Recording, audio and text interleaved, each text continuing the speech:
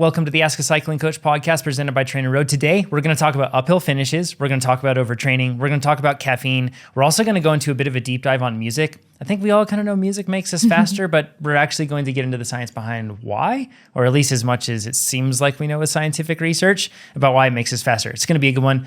We have Phantom Bikes and TrainerRoad's Ivy Aldrain with us. First question from Josh. We have Coach Jonathan Lee with us. Oh, yeah, sure. They know that, or I'm unimportant enough and it's fine. Let's go into Josh's question. Ivy, we'll have you lead off with this one. Josh says, great to see some of the podcast regulars crush Sea Otter this weekend. Congrats to Alex, fifth, I think. Fantastic result. Hannah was in position to battle at the front for the lead and then had a flat. She posted all about it on her Instagram. You can check it out. Keegan won. Sophia won. Russell got second in a sprint finish. Very good stuff. So great job to all of them. And anybody that raced Sea Otter, I hope you had a great time. Hope you had, if you trained with TrainerRoad, had a great result. Okay, the last 5 miles of that course is one heck of a climb, says Josh. At the end of the race, and they did it twice because of doing 2 laps. Any advice on how to train for a long uphill finish? Ivy, what are your thoughts? Man, we went in pre-road to the last section of this course, and it is brutal. Just as brutal as Josh is probably thinking it would be at the end of the race. But even climbers won't do well on a course with a finishing climb like this if they don't pace appropriately and anticipate how demanding that finish will be. And this can really be applicable to any kind of effort. You know, think about trying to sprint at the end of a really hard group ride, or a workout, even as a sprinter. If the tank is empty, you can't tap into these things that are naturally predisposition for you as a rider or what you've been training for specifically. You could train for a 5 mile climb your entire season and know exactly what to expect and have pre-ridden that climb 100 times and know exactly how you want to pace it. But if you blow it in the hours before you get there and don't have anything left in the tank, it almost doesn't matter, you know? It's a good point. So I remember a podcast question a long time ago. A person was like, I nailed every workout. I dotted the I's, crossed the T's, did all that stuff. And they're like, and I had a terrible race. So I looked into the race file and it was sprint from the beginning. The first 15 minutes were way above 100% and they were just cracked and blown. That's just what happened. So probably nutrition is the same way, right, Ivy? In the sense that let's say you trained and even you paced well, but you're bonked and you're empty, it's still gonna be hard. Thinking about Rye Guy. I know. Ryan Standish, yeah. Yeah. Poor guy. I saw him after he finished at Sea Otter, and he really blew it with nutrition. I can't remember if it was just a planning thing or if he missed a feed, or if he thought it wasn't as hot as it really was, but he was short. He thought maybe by a couple of bottles. Oh, geez, too. Yeah. And, that guy's just a diesel, just super powerful rider. And especially on that kind of course should have a really, really good ride. And he still had a really good ride, but he was telling me that at the end, in the last 45 minutes or hour, he just started moving backwards and then would get caught by a group and couldn't even hang on the group and would just get shot out the back immediately. And that can be so deflating. And that just shows Ryan has super prepared for these types of efforts and has been training for it and is one of the fitter guys. And if you mess up earlier in the race, nutrition, pacing, you just can't count on things going the way you want to in the last bits of a race. In most situations, I feel like the athletes that can race how they want and still race really well on the finishing climb are likely, they're the ones at the front. It might just be one. It might be a select few athletes, but that's it's pretty rare air to be able to just race the race how you want and still be able to smash a final climb. In most cases, you'll be tempted and to be drawn out of a sound pacing plan earlier on in the race, and then on that final climb, it'll be really tough. If you're looking to have and it's worth saying that sometimes uphill finishes aren't that decisive. If you aren't going to win, and instead you're just looking for a good, solid performance on the bike, maybe that uphill, you don't have to hold anything for that uphill finish. You don't have to save it in reserve, right? The goal is to pace well throughout the whole day, and it's kind of a different deal. But if you want to win, you have to put your eggs into a decisive basket. Right. And that's often how I have to pace stuff like that, as I'm really not, that isn't my strength, is those pretty long, tough events.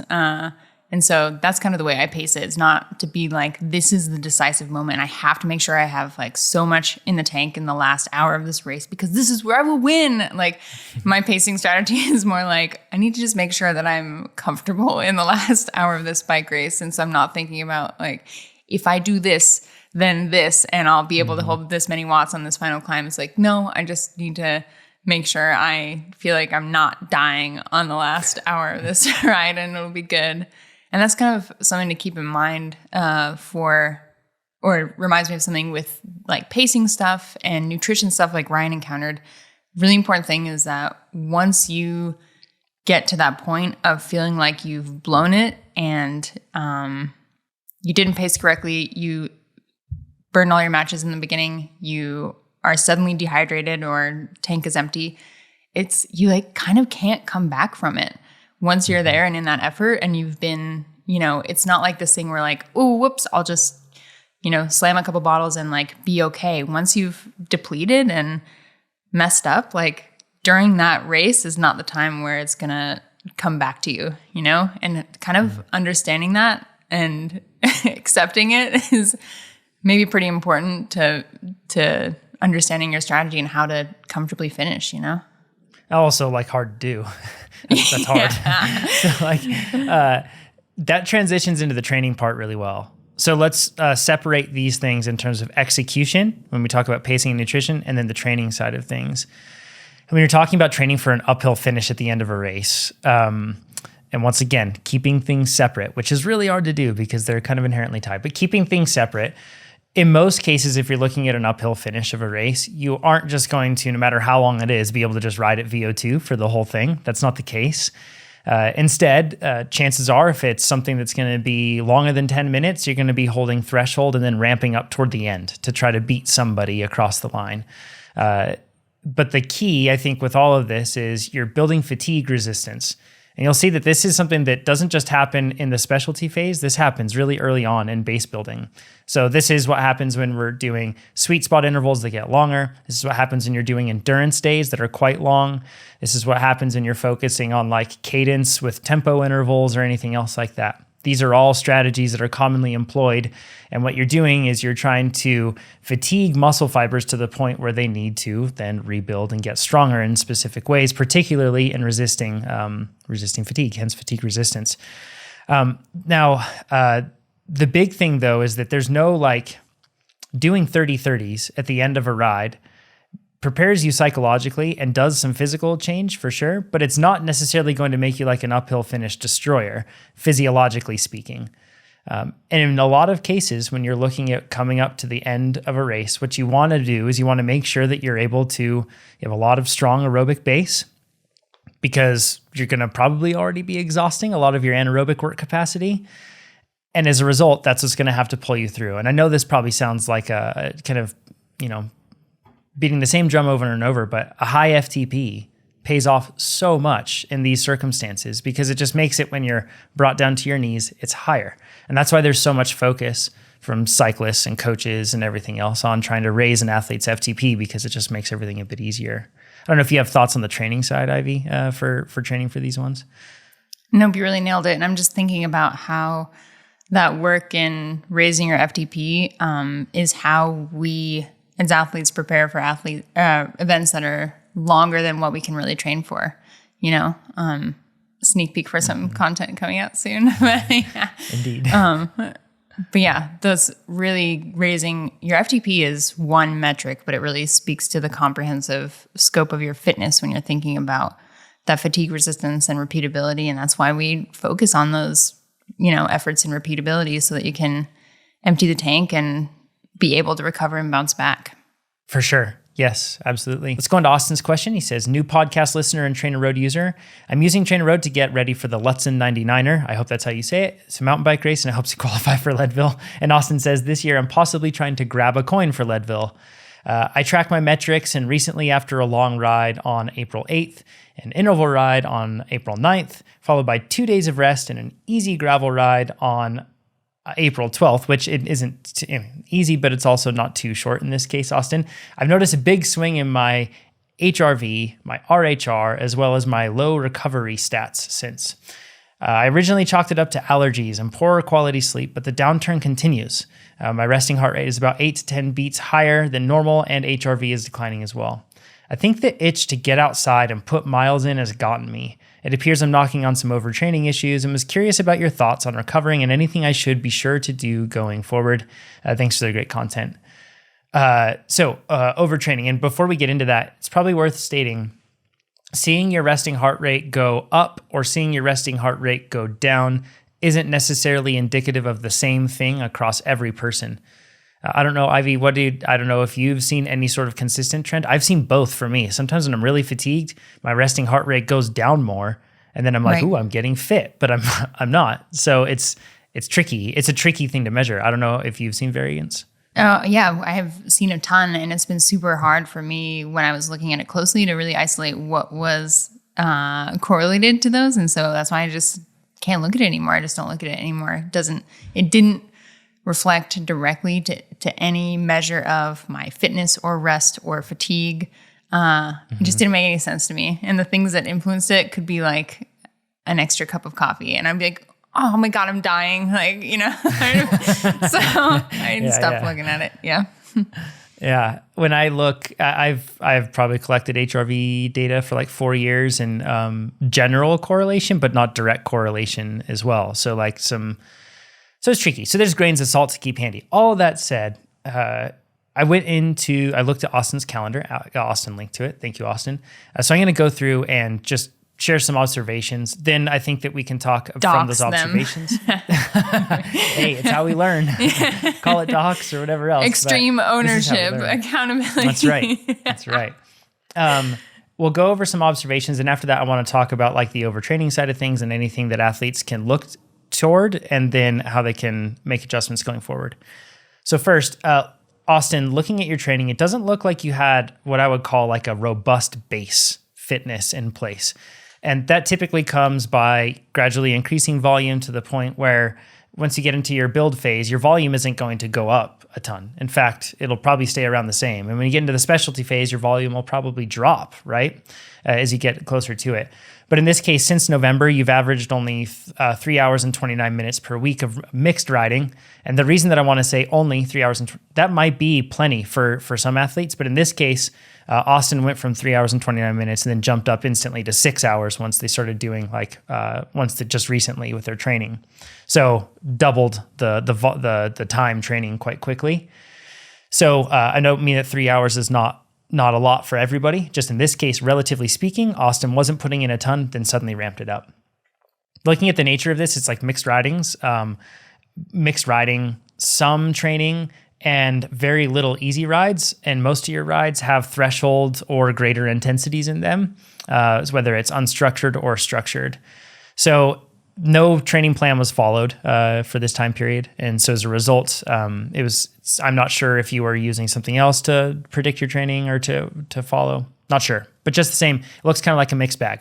Not a whole lot of focus on building aerobic endurance. That's what I see.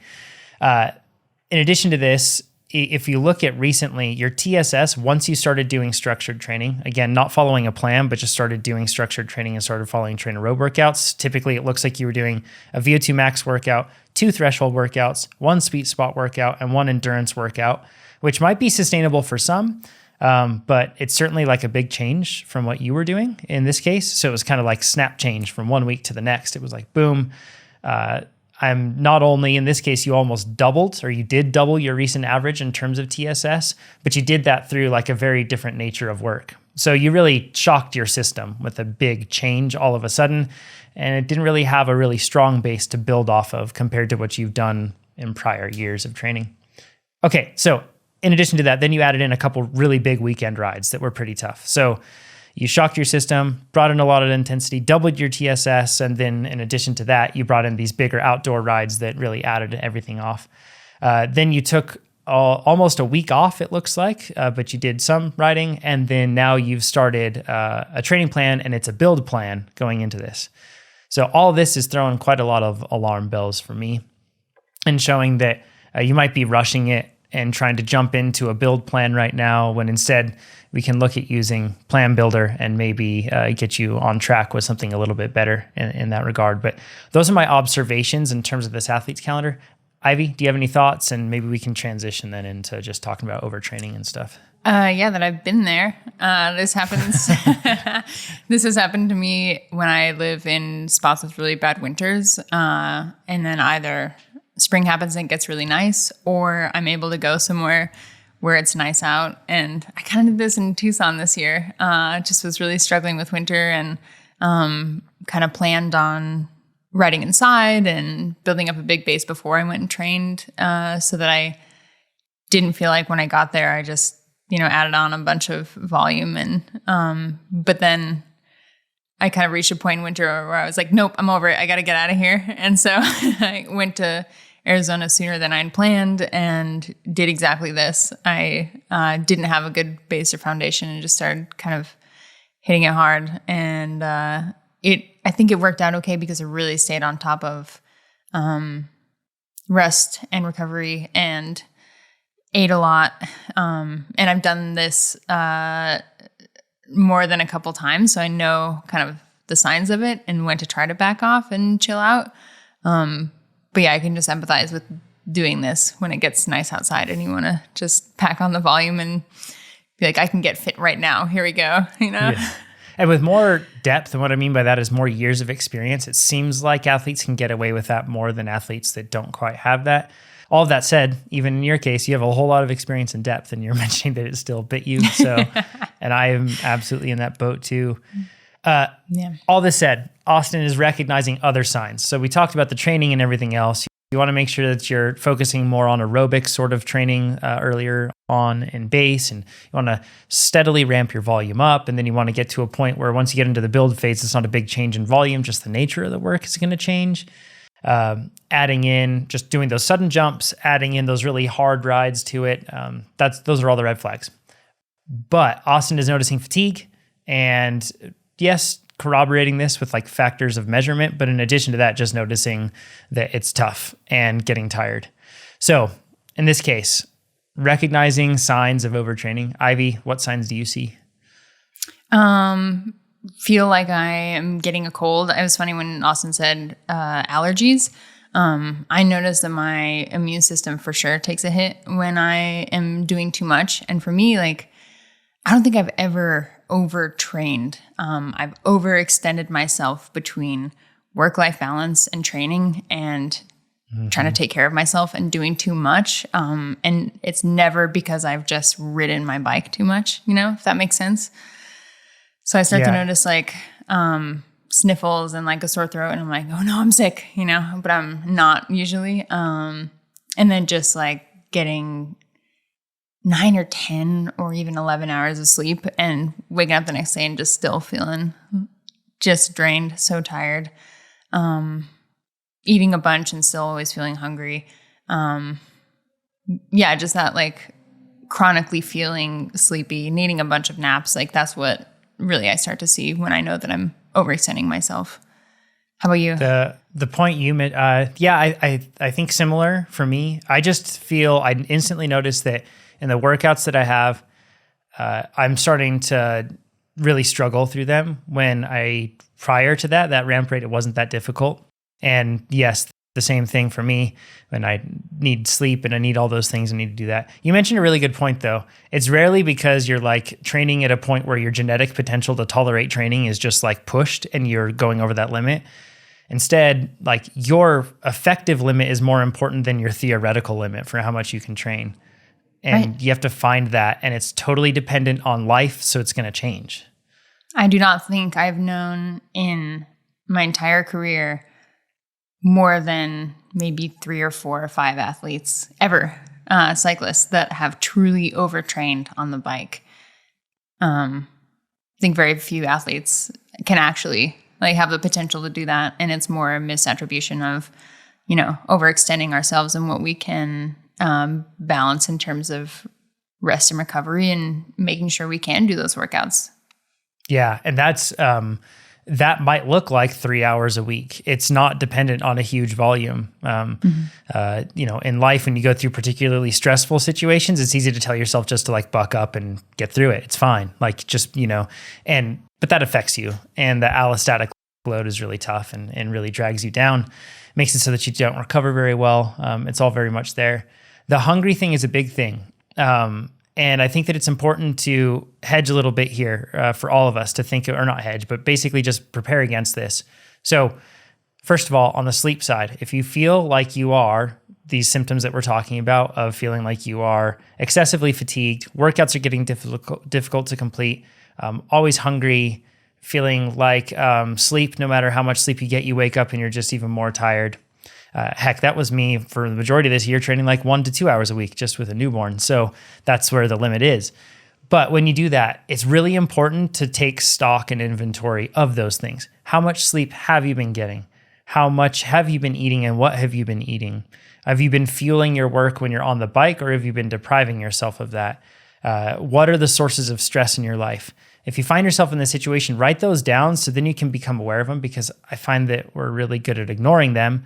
And then we just focus on the training, and then we think like, oh, it's just that the workouts are too hard or something else like that. And yes, you probably need to turn down the intensity on your workouts and make those adjustments, but it's inseparable from the circumstances of life. Like it's all affecting you. So that's the biggest help that I find, is that I have to be realistic and document those things. So then I can be objective about it all and consider it all. Otherwise, I will subjective my way right out of it, and I'll just say that, no, I'm fine and I should be faster and I just need to keep going. Or I need blood work. I have a thyroid issue, or something is wrong because you're not addressing all that stuff. And that also helps us set realistic expectations for workouts when we are better acquainted with what impacts our performance. When you start to document, like, whoa, only got this many hours of sleep. Whoops, forgot to eat until 3:00 today. This is what happened, And so now when that happens, because I'm aware of it, I know exactly what to expect for my workouts. Like, whoops, I really messed up. I didn't eat breakfast until like 11 today because it was super busy in the morning. Yikes, I probably should like tone down my workout a little bit, pick a shorter one, pick a shorter alternate, or like rearrange some stuff and have a chill day, because I can't expect too much of myself when I really drop the ball in nutrition, Yeah. Things you can do in TrainerRoad to adjust for this too. So number one, with your post-workout surveys, answer them honestly. The question is always asking you, how did you feel during that workout?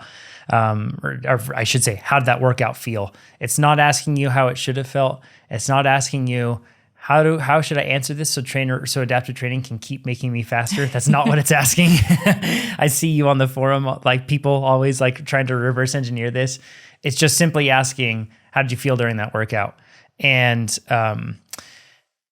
it's really important that if you're making adjustments to the workout to be able to get through, like you can't get through the workout, so you have to make adjustments, backpedaling, taking a break, turning intensity down, skipping an interval, doing anything like that. That's an all-out effort. That's the only one where I want to attach any sort of like literal guidelines. That's an all-out effort. And if you do that, adaptive training takes note and it says, okay, we need to give this athlete training that's more appropriate for them. All of that said, if you find yourself in a situation where you really feel like you're in a hole, use annotations on your calendar. Just like go in there and click on a day on your calendar and add in time off. And then adaptive training is going to adjust for you. Give yourself, whether it's a few days, whether it's something like a week, make sure that in that week you're still like, stretching, doing strength, maybe doing something like a light spin. But even then, give yourself some time off. And that will play a huge role in helping you get back on track and get back to where you need to be. And one cool part about that is adaptive training keeps track of the time that you are taking off. So it's going to adjust the workouts for you based on that, which is really helpful as well. And workout alternates is probably also another good option, right, Ivy? Like pick shorter workouts, pick ones that are less intense. You can do that with alternates. Yeah. Austin is describing something borderline chronic, like a long-term fatigue thing and that they're experiencing with training. But for just if you're feeling off or something like I described, where knowing that you're not set up to do a super good job that day, that's a great reason to use an alternate and pick something with a shorter duration or a different intensity that still meets the same goal energy system of that workout and still keeps you like moving forward in your plan, but just is a little more manageable. It's a great use for alternates. For sure. Cool. Let's go into Mike's question. Mike says, I thought I would ask a fun question. How does listening to music help workouts? Would love to hear the podcast discuss how pros and amateurs listen to music on the bike and if it helps with an athlete's power output. Also, what are the safest ways to listen to music? When should one listen to music? And what is the etiquette of listening to tunes on the bike? I like to use bone conduction headphones when out on the road to keep my ears open to listening for cars. And in addition, I have added a Varia radar to keep an eye out for cars for me. And I ditched the music for group rides to be courteous to others. I often see folks with earbuds and wires, and that scares me. Yeah, for sure. Get that caught on somebody else. That could be bad, or even on your own equipment. So thanks for considering the topic. I love the podcast and love using TrainerRoad platform for 8 years now. Thanks, Mike. Appreciate that. It's awesome. All right. So I went into some science on this one. I looked at some research because I think that we don't need science to tell us that music helps us perform. we all get that. But I was like, why? What is actually the cause? Why does it happen this way? And then we'll get into some practical stuff afterward. But there's a really good review. It was published in 2021 by Ballman, and the title is The Influence of Music Preference on Exercise Responses and Performance, a review. And in this, it's really interesting because they actually give people music. They let them select the music they like, and then they take note of music that they don't like, and they just give them a playlist of music that they don't like, and they have them work out, and they measured the difference, which is brutal to have to go through that. For me, it'd be Red Hot Chili Peppers. If you made me listen to that, I can't pedal my bike. I cease to be able to function. I can't handle it. So if you're listening or watching on YouTube, let us know what music you would be listening to that would make you just stop whatever interval you're in. But in this study, they go over a lot of different things about how music affects performance. And then they go into that discussion of preference. So I want to cover some things that they very clearly laid out in the study. So there's 3 main areas of impact in terms of how music affects us. First is on the psychological side of things. And what that looks like is how it affects us in terms of our mood and how it affects us in terms of how we perceive our fatigue, like rate of perceived exertion. Then there's the psychophysiological effect, which that's where it's talking about how the brain chemicals then affect our physiology and how that ends up working for us. So you're talking about arousal, dissociation from the effort. If it's really difficult, the music can kind of pull you away from that for a while and not allow you to just focus in on the pain and maybe overcome it. And then autonomic control too. So that's when we're talking about how your nervous system is reacting to things ongoing throughout the effort, but then also we're talking, as we get into this next thing, hormonal responses and everything that cascades into this. It's all related. On the physiological side, they've seen improvements in terms of oxygen uptake or VO2, cardiac output and blood flow, hormonal response, and even lactate clearance. So I'm going to go through a few different things. In terms of endurance, I'm going to cite some studies, and then y'all can look at them later on. But in 2010, there was a study by Nakamura called The Effects of Preferred and Non-Preferred Music on Continuous Cycling Exercise Performance. And then another one by Caro in 2020 that says effects of preferred and non-preferred warm-up music on exercise performance. Both of those studies found that for endurance athletes, it improved performance. They were measuring markers like RPE, but then they were also measuring it through time trials and time to exhaustion, those sort of things as well. It also showed that it improved sprint performance in 2 studies. Those were with running sprints and then also with cycling as well. And then it also shows that it improves resistance performance. So we're talking about strength training. I'll link to the studies that are good on that. But let's get into the question of how it makes us faster. And this is an important key. So one of the things is neural activation. In other words, brain activity, and music has a profound effect on that. And they've been able to measure that and see there's a whole lot of different activity that happens when we listen to music that just does not happen otherwise. And it's cool because that ends up affecting us in cool ways, like this study from GIA in 2016, where they actually looked at giving athletes, so they had them sit there and just do nothing. And what they did is they measured quite a few things, but they also measured their HRV, their heart rate variability, to see the balance between the parasympathetic and sympathetic influences that they have on the heart rate, right? So they measured that. And what they did is they had them sit there with no music. They had them sit there with music. And this is relaxing music. It's key to note. And then they had them cycle without music on a spin bike, and then they had them do it with this relaxing music. And what they found is that if you weren't listening to the music, that was kind of like their control, and you were just sitting there. But if you're on the bike, then your HRV would be destabilized a bit thereafter. and it would be bouncing back and forth and trying to reach something. And it would typically, your HRV value would drop after the exercise. That's what we see. Now, the interesting part is when they listened to the music and they were just sitting there, they noticed that HRV was actually higher.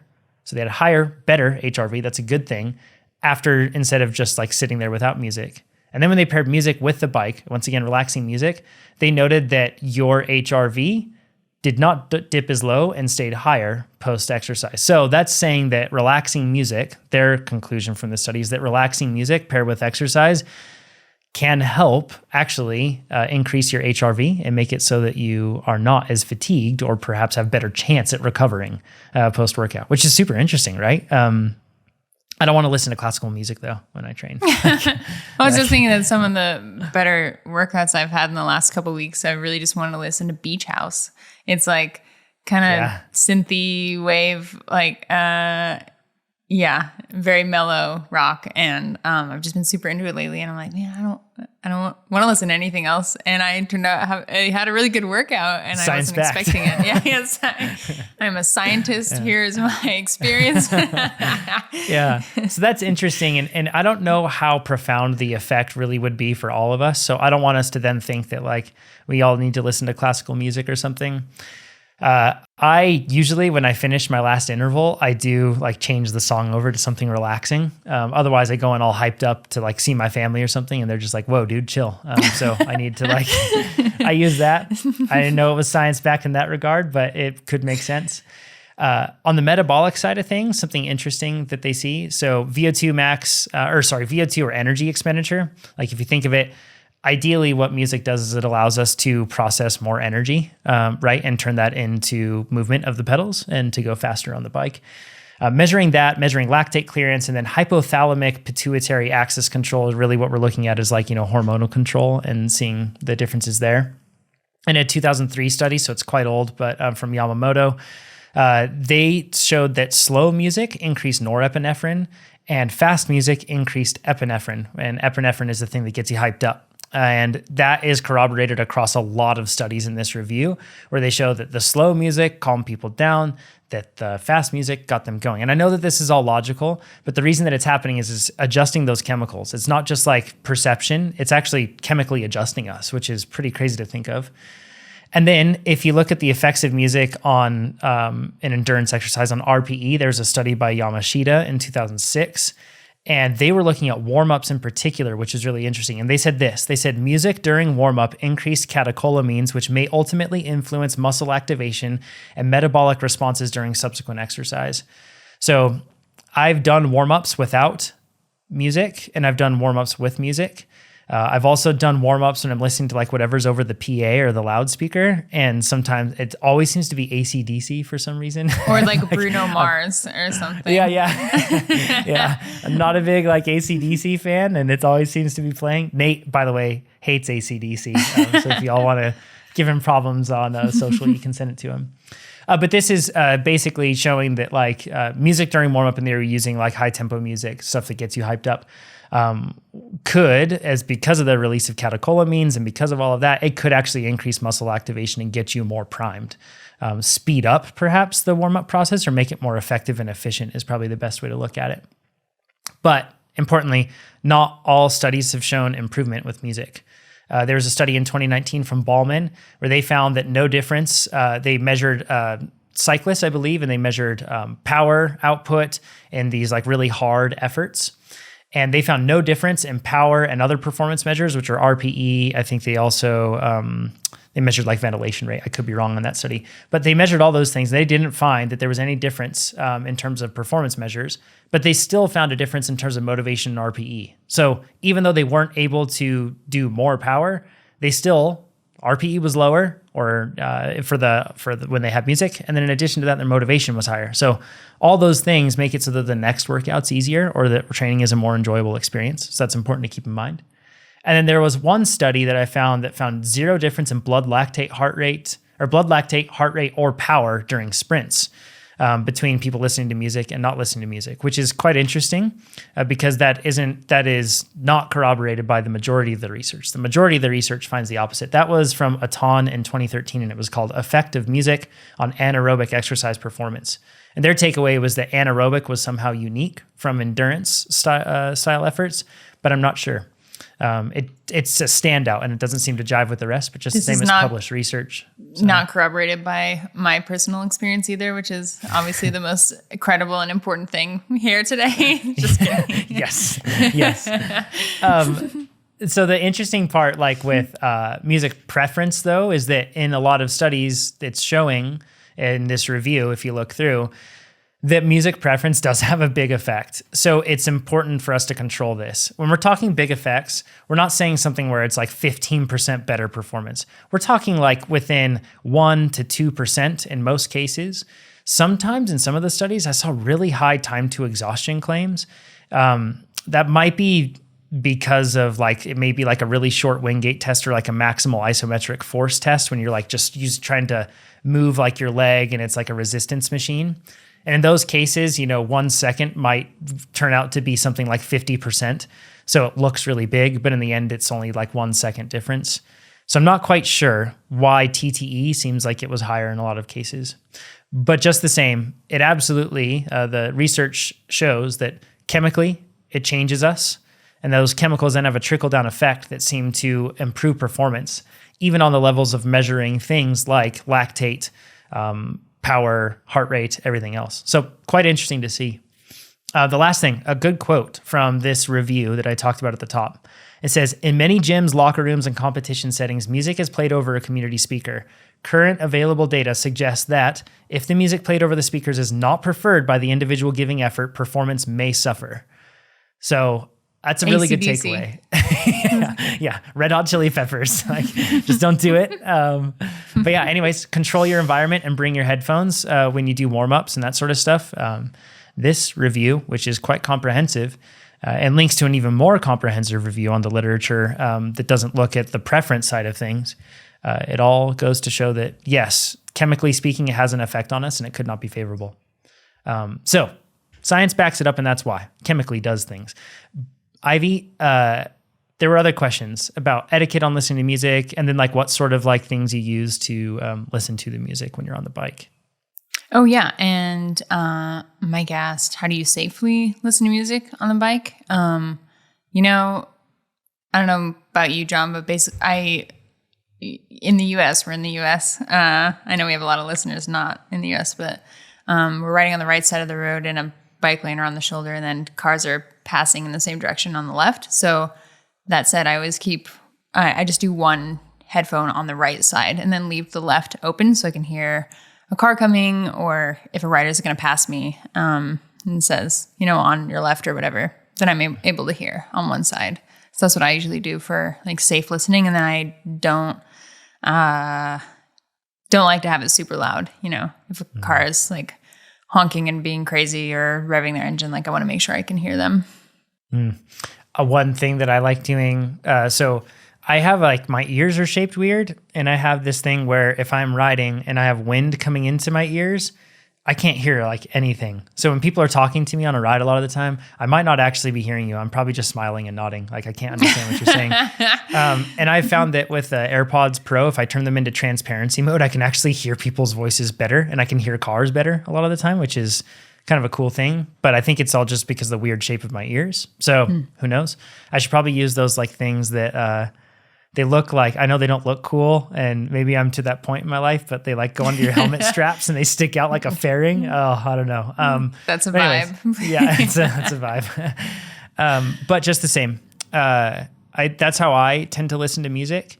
And then I keep the volume low. I also pair my Garmin Varia radar to my watch as well. So I have a Garmin watch, and then when I'm doing that, my wrist vibrates in addition to my head unit going off. And I know that might get people like really annoyed and upset that it's like beeping at them, but that makes me double sure that I know when a car is coming. I always ride on the right side of the line, but it just helps me then in those moments. I'm like, yeah, I'm going to go even more over to the side and give somebody even more space. I typically also just give like a quick peace sign or like a wave when I hear a car or when I see a car coming up on the radar. And just, anecdotally from my experience, it really does help people give me space when they know that I recognize them. Maybe that's my assumption. But yeah, that's how I listen to music. I don't like listening to it on a Bluetooth speaker on trails and stuff because I'm harming the experience for other people. But I guess on the road, who cares? And bone conduction headphones, those seem like a great idea. I don't have any yet, but that seems like really smart. I didn't know what that was. I was like, did Mike type, is it supposed to be Bose? What is, Yeah. Yeah, they're amazing. So what they do is they just make contact usually like they go just above your ears and they look like the old school Bluetooth headphones that would have like a link around the back of your neck. I think I've seen a lot of athletes use like Aftershocks, and I'm sure there's other brands, but they like press against your skull. And then what they do is they're able to actually transfer the vibrations into your skull of the music. So you can hear the music, but you're not hearing it through your ears, which is just crazy. Why put music in your ears when you can put it into your skeleton? Yeah, exactly. Skeleton music. Yeah. No, do you remember that toothbrush that played music when you brush your teeth and you had to like make contact with your teeth to play music in your bones? Yes, totally. It's the same concept. So, but it does seem like a really smart thing. And honestly, seeing how music is performance enhancing, when I'm training, I really want to have music. In a race, I feel like I'm hyped up and tuned in and I want to hear everything, and I probably don't need the music. But if it's like a time trial or something like that, it could be helpful. And I wonder if bone conduction headphones are going to be a thing that people allow, because earbuds or anything like that do worry me because you can't hear people around you and that seems unsafe. But I don't know, maybe if people have used bone conduction headphones, is it distracting? Let us know if you think that it's something that should be like available in races or if it should be banned like headphones typically are. So yeah, quite interesting. So marginal gains level stuff we're talking here, like 1 to 2% in most cases, but it could help RPE a whole lot more than that in your motivation, which makes it a whole lot easier. I'm not going to link to playlist, by the way. I'm sure that's going to be a request, but yeah. I've tried to link to playlist before, and then everyone just like says like your music taste sucks. I want to change it, so I'm not going to I'm not going to do that.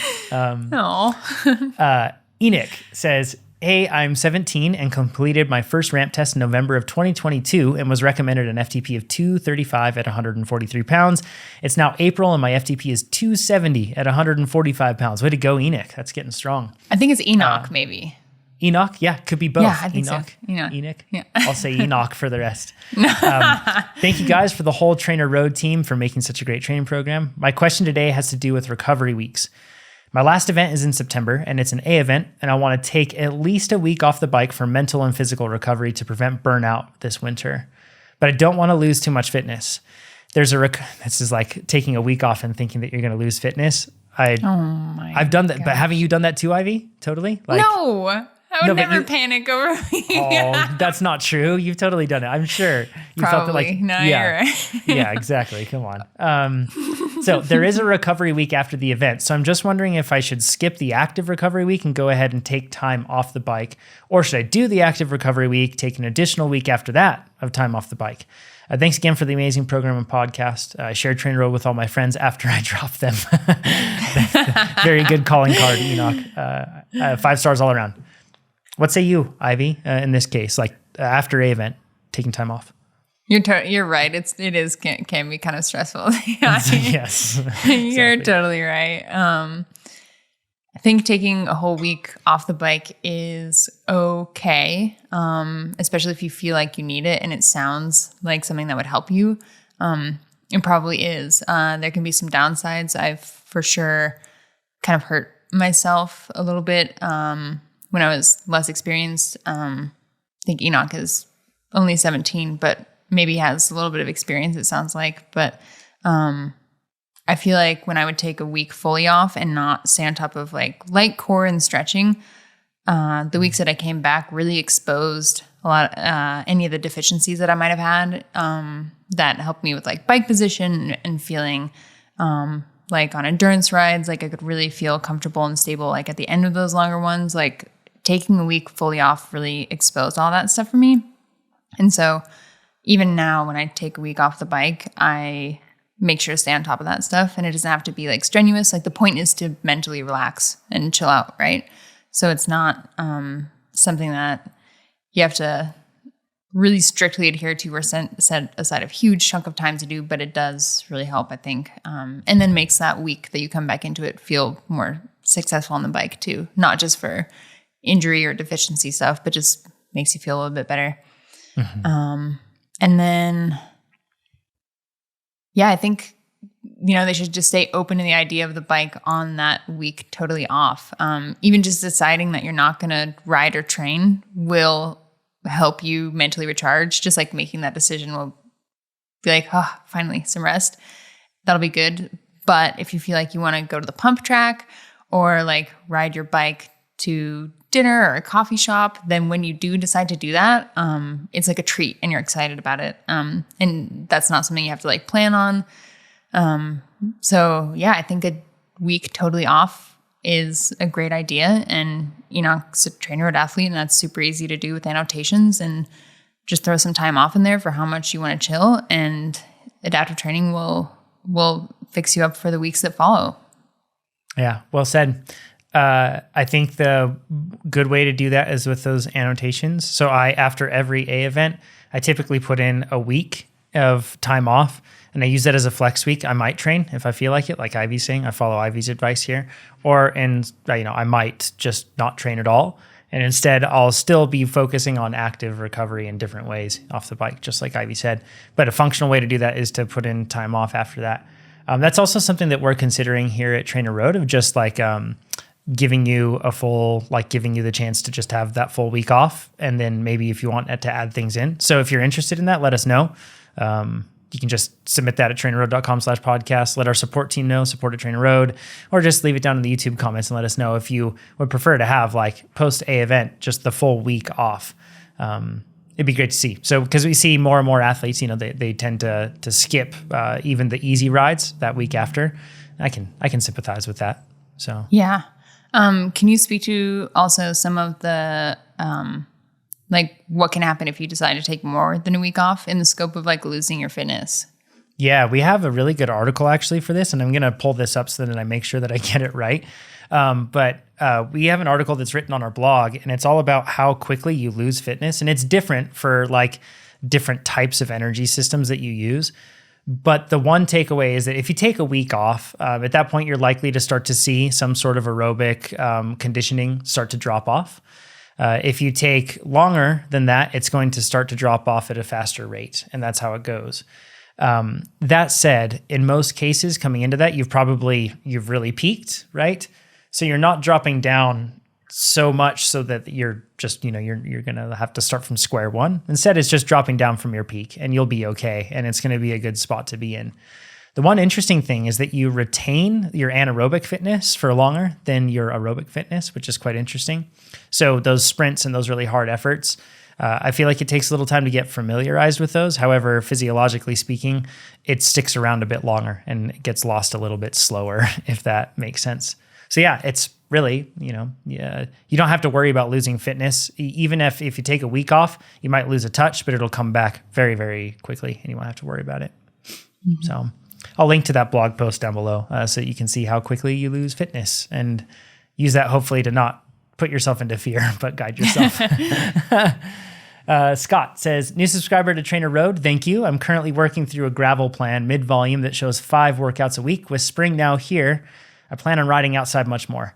I have a power meter on my gravel bike, but not my mountain bike. And the mountain bike riding here on Vancouver Island is world-class, but very tough and technical, with 1-hour climbs to start that are really steep, technical, and punchy, followed by long descents that are steeper, more technical, gnarly, and punchier. My question is, how do I work 2 mountain bike non-power meter rides into my training plan? I picked gravel for an endurance build plan. I think that what you're talking about is like gravel is the discipline that you're doing, in this case, Scott, with Plan Builder, and don't want to overcook myself with very tiring mountain bike rides that can't be quantified with power. I hope you can help. And P.S. For Ivy, for trainer rides, the minimum chamois usage is 2 rides. Minimum, he says. Never had an issue, although I do seem to get a lot of jock itch, but I'm sure that's not related. TMI, I'm Scott. Sure it has nothing to do with that. Yeah, TMI, bro. That's gross. Oh my God. I'm sure he's saying that just to trigger us. Do I need to, conduct more science and wear chamois more than once to see what the deal is? What is it? Just wash it. That's all. Anyways, yeah, Scott, thanks for sharing, and also not thanks for oversharing. But so I think that maybe Scott's asking a couple different questions here. Let's take it probably in a couple different ways. Ivy, where do you want to start? I think the primary question probably is, can you incorporate single track or mountain bike riding into your training? And I'm curious on your thoughts about this, because I think there are a couple, we know how many different types of mountain bike riding you can do, right? And Vancouver Island stuff is like really chunky, rooty, like slow speed stuff. But, if there's an hour climb to start, like, is that on the, we know trail systems that like have double track or a gravel road that leads up, and then all of the trail systems kind of branch off of that or weave in and out of it. And so if Scott has access to something like that, you could absolutely incorporate your structured training into that on that climb. It's like kind of weird and tricky, and it can't be too steep, right? Because if you're doing structured training, and there are some intervals peppered in there, you obviously have to be able to fully rest and recover between. And if the climb is too steep, then you really can't do that. So if it's a moderately graded climb and you feel like you can pedal uninterrupted, so like not single track, you totally could incorporate your training into that. But there are a lot of workouts that you can't really do in an effective way when you're climbing up single track or on rolling single track, Totally. I can't think of like hardly any. Maybe I've tried many times. It doesn't work for me. Because we want to do it, right? Yeah, for sure. Yeah. And this is also the situation. I've never ridden on Vancouver Island. I've ridden in the Sea to Sky corridor a lot up there. And it could be a mixed bag. But on my rule, like for single track, if I have to hold a power target, I'm not going to do it on single track unless it's some single tracks in the Sierra and in like Colorado are like really big, long, consistent single tracks. But even then, it's pretty tough. And the big problem is it's just not courteous to other trail users. Because if you find yourself trying to hold a power target and then somebody's coming the other way on the single track, you're coming up to pass somebody because you're just crushing it and putting out big watts. You don't want to be like, get out of my way, I'm mid-interval. That's just not polite. So, So I personally, Scott, if this is your question about how to mix that in, I would do those workouts separately from your single track riding. You can do like single track descents if you have long enough rest in between. Just know that it isn't going to be really fully restful. Maybe that's really specific for you.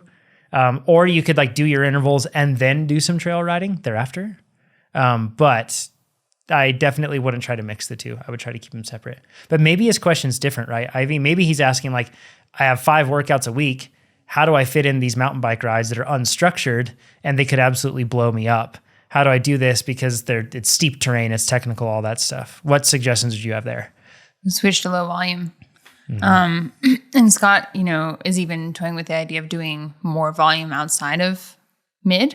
So if you want to make sure you're hitting the marks to be fit for your events and still want to do this mountain bike stuff, you can do low volume and still have those really target workouts or key workouts that will help prepare you for your event. And then you can add your extra unstructured stuff and make those rides as hard or as chill as you want based upon how you're feeling that week. And then you get to check every box, right? You get the preparation that you need for your event, and you get to like do this riding that's important to you, both because you like it and it's fun, but because it's good for your technical skills. This is, a great reason to do low volume and then unstructured riding too. And, if you find that one week you don't want to ride mountain bikes or the weather is bad, and you don't have to completely change your plan and change your volume, you can add a train now inside instead. I think that's what he's asking, if he means like, right, structured training plus unstructured rides.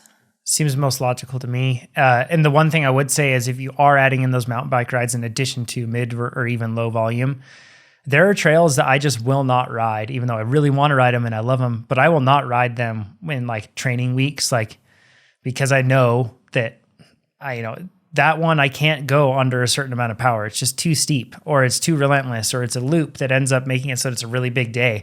I just don't do those trails. I'll find other trails that are a bit more fun. So you do have to be judicious. Like you can't just do a low volume plan, then mix in whatever you want and expect it all to work. Because then what happens is you're filling your cup up with really high quality, like structured workouts. Typically, if it's low volume and it's only riding 3 times a week for somewhere around 60 to 90 minutes, typically the intensity is going to be higher for what you're doing because we're trying to get you fit with less.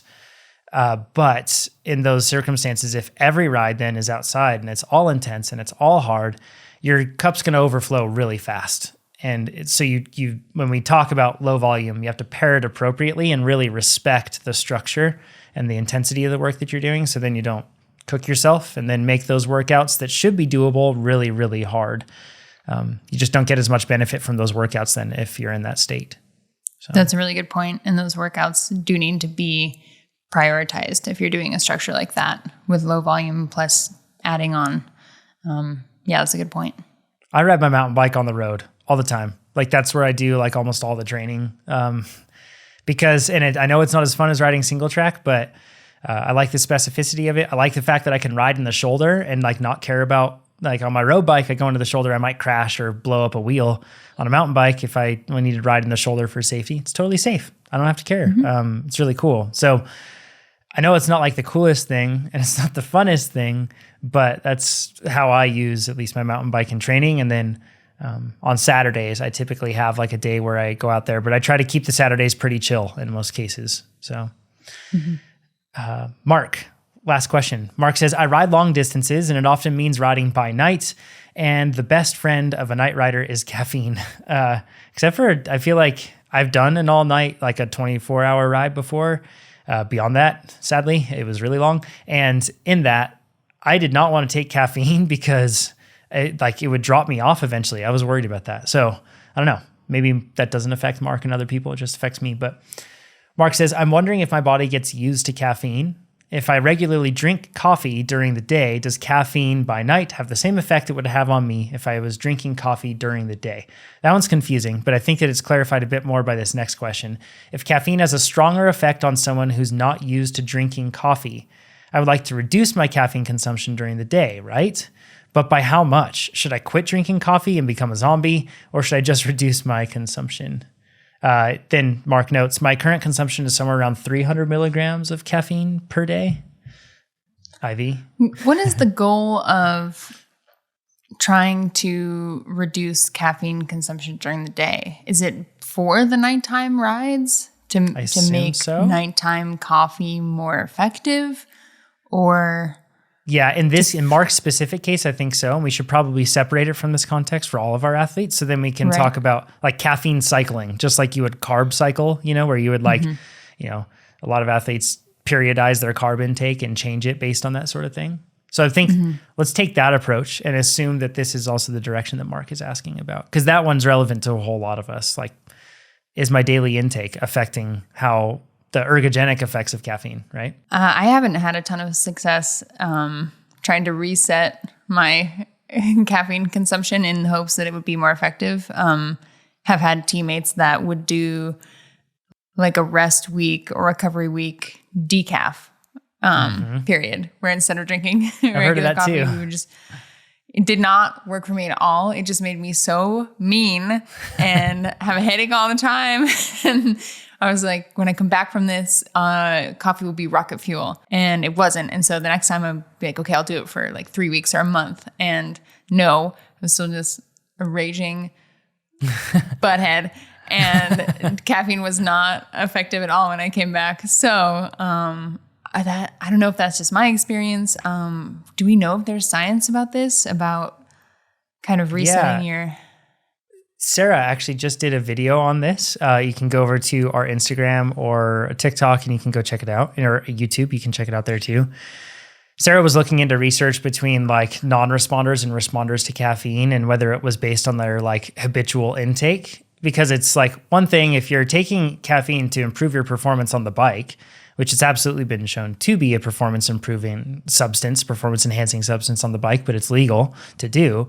The question has to come to like, okay, so should I just drink less during the day so then I get even more of an impact from it? And the interesting thing is that the research doesn't seem to show. In fact, I'll leave it to Sarah's video to explain, but there was a study that looked at this and they changed the different levels of carb intake, but it didn't, or sorry, not carb, but caffeine intake. And it didn't seem to have an effect in terms of like the performance improving effects, the ergogenic effects of caffeine. It didn't seem to change it. However, it does seem like there are certain people that just respond differently to caffeine, and it's a genetic thing. It's not as much like a habitual thing, but genetically speaking, some of us are wired to respond to caffeine differently than other people. Like, my goodness, I take 50 to 100 milligrams of caffeine.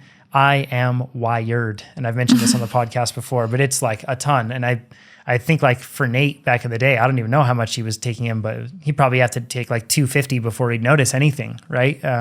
For a race. So it's really different for different people.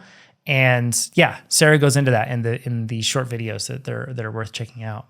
So, but the key, I think, looking at Mark's question. So could cycling caffeine going into like a decaf cycle for a bit and then going back in, it might help you if you're a genetic responder in a specific way that makes it so that you have high sensitivity to caffeine.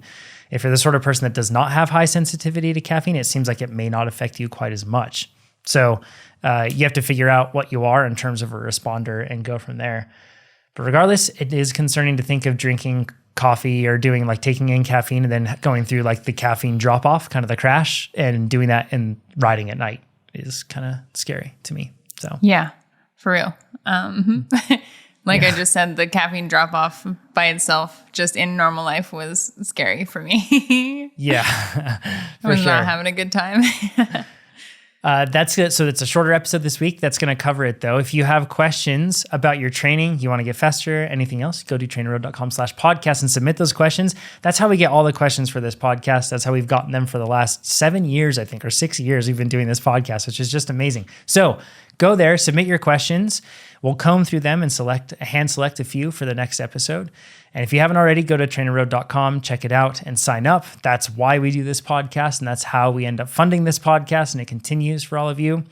And if you're listening to this podcast and appreciate it, give it a thumbs up and share it with your friends. Rate it on whatever platform you're listening on. We'll talk to you next week. Thanks, everybody. Bye.